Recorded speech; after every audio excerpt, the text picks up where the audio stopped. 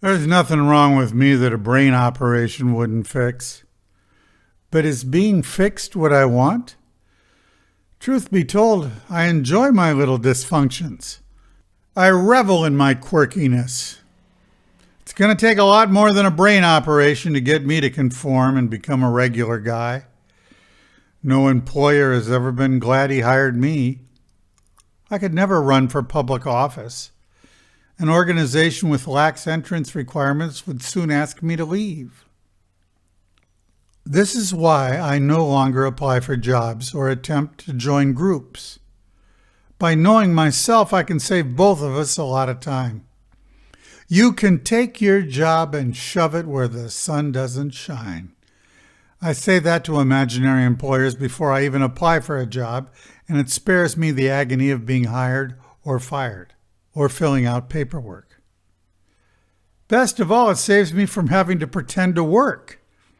I don't mind working, but pretending to work drives me batty. Most jobs are inflated by the last person who held the position. And since no one wants to admit they're holding a position that doesn't really warrant being a full-time job, they learn to waste time constructively, creatively. They learn to feign work. Well, if you ever find yourself in such a position, you can either resign or you can play the game. I used to work for a temporary employment agency.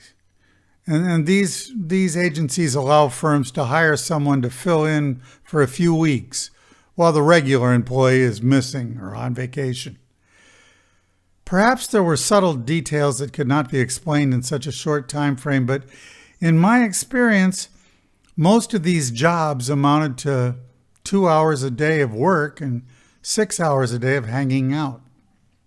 So I refused to put myself in these positions again. I've found that it's often easier to reduce your spending than to make more money. Now that I've relocated to a third world country that's anywhere from 5 to 10 times cheaper than living in America, I can live comfortably if I can only discipline myself to live within my means.